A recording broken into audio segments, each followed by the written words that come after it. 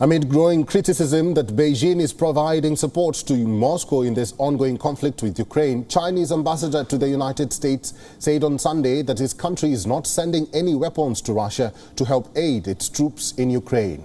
This came as after US President Joe Biden warned his Chinese counterpart Xi Jinping on Friday that there would be consequences if Beijing provided material or military support to Moscow. When asked about China providing support to Russia during an interview, Chinese Ambassador Qin Gang said that Beijing authorities are not sending any arms and ammunition to any party. Rather, it is sending food and medicine for the needy affected by the war. The Chinese envoy, however, did not rule out the possibility of sending military backing to Moscow in the near future. Qin Gang made the statement during his appearance on CBS talk show on Sunday. During the talk show, Chinese envoy reiterated Beijing's call of an immediate cessation of hostilities in the region. China, which is an ally to Russia, has not publicly condemned Moscow's invasion of Ukraine so far.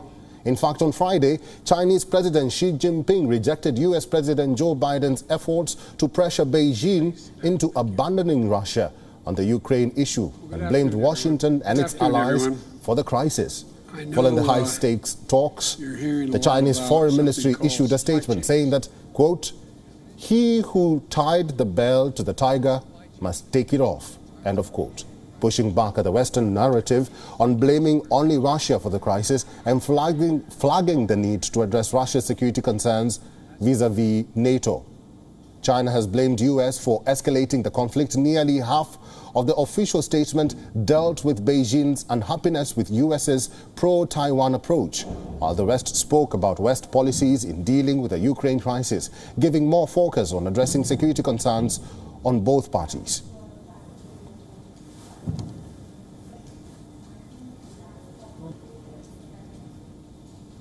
And for more on this, WION correspondent Patrick Falk is joining us live from Beijing. Patrick, good to see you. Why has China decided to take the humanitarian approach and hasn't really picked a side on the conflict so far, choosing to remain silent on its support for either Ukraine or Russia? What message is Beijing trying to send to the world?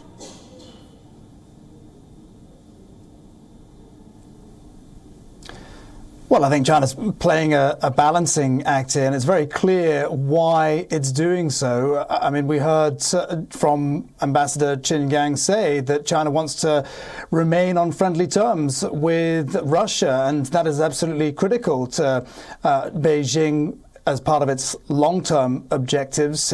Moscow is an important ally for China in opposing the West in many ways. And so that's why perhaps there was that quite forceful reaction when in that interview that he took in the US, that important question was asked, of course, why is China not condemning the invasion? He said, don't be naive. And he added that, you know, any condemnation wouldn't necessarily bring any solution to this crisis. So, you know, as I say, it's a delicate balancing act for China. It's trying to distance itself from Russia as an aggressor in many ways, but at the same time, it wants to maintain ongoing.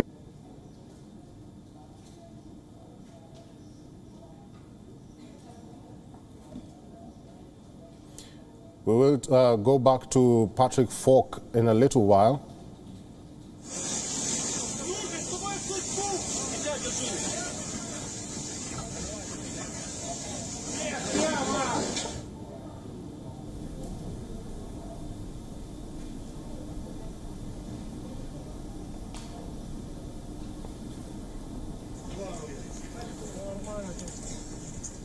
Patrick, since the Ukraine invasion, Beijing has not explicitly condoned or condemned Russia's actions in Ukraine and has also hesitated to refer to the crisis as a war. China also chose to abstain from a United Nations Security Council resolution vote to end the crisis. Now, there have been fears that China could use the cover of this crisis to press its territorial claims on Taiwan. Patrick, what do you have to say about this?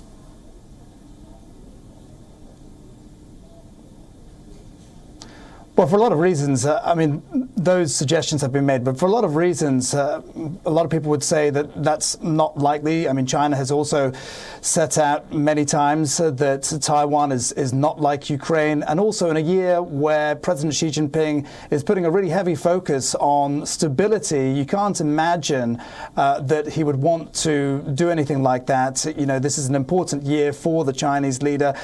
Towards the end of this year in the National Congress, he's expected to step in as leader of China for a third term, breaking with precedents, and any sort of invasion of Taiwan with uncertain outcomes would possibly bring risk to that. So it's difficult to see that is the case for the time being, although others might suggest otherwise. Patrick Folk, thank you very much for your updates and for talking to us today. WION is now available in your country. Download the app now and get all the news on the move.